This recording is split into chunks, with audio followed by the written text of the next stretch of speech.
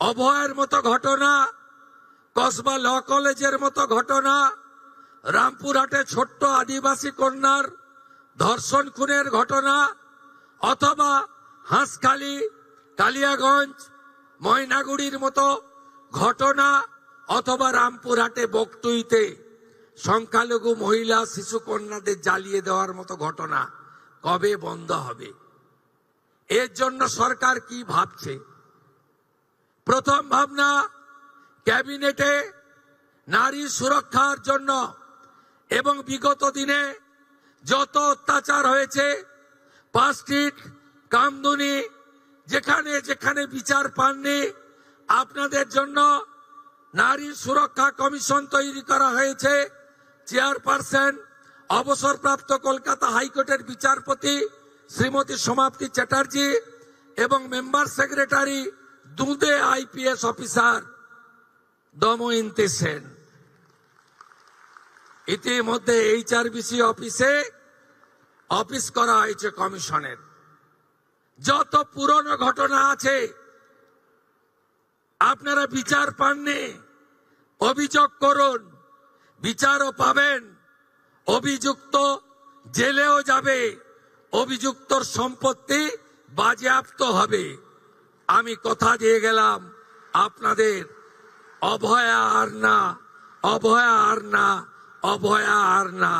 আমরা থাকতে এই জিনিস বরদাস্ত করব না। আপনি শুনলে খুশি হবেন, আগামীকাল 2 তারিখ পশ্চিমবঙ্গের সব থানাতে মহিলা ডেস্ক চালু হচ্ছে।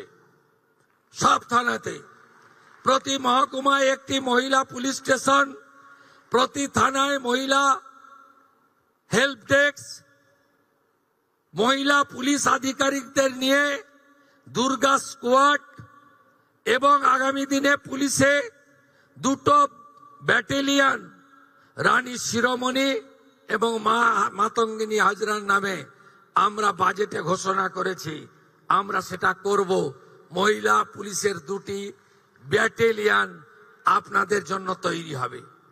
আগামী মহালয়াতে, দুর্গাপূজার আগে, মাতৃপক্ষের সূচনায় আমরা 112 চালু করতে চলেছি। প্রতি থানাতে একটি ডেডিকেটেড গাড়ি দেওয়া হবে। ওই গাড়ি আপনাদের যে কোনো অভিযোগ দ্রুততার সঙ্গে নিষ্পত্তি করবে। উত্তরপ্রদেশ, গুজরাট, মহারাষ্ট্রে থানাতে অভিযোগ এলে পুলিশ পৌঁছানোর সময় হচ্ছে 6 মিনিট। পশ্চিমবঙ্গে এই মুহূর্তে থানাতে অভিযোগ এলে পুলিশ পৌঁছানোর সময় হচ্ছে এভারেজ 3 ঘন্টা। 112 চালু হলে আশা করি দ্রুততার সঙ্গে সময় কমবে এবং আপনারা দ্রুত নিরাপত্তা পাবেন।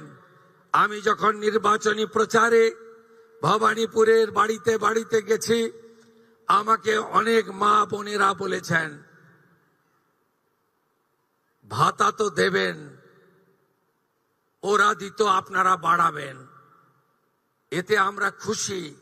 এর থেকেও বড় যেটা চাই জানেন, আমার মেয়েটি সন্ধ্যাবেলা বেরিয়ে যেন নিরাপত্তার সাথে সুরক্ষিত হয়ে বাড়ি ফিরতে পারে।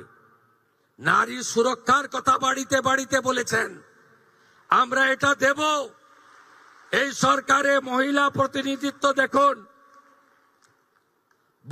বারে বারে আমরা বলি, আপনাদের হাতে ক্ষমতা না দিলে কখনো সমাজ, কখনো দেশ, রাজ্য এগোতে পারে না।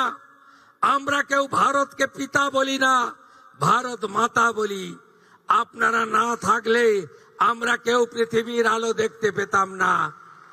তাই জয় ভবানী, আপনাদেরকে প্রণাম করি।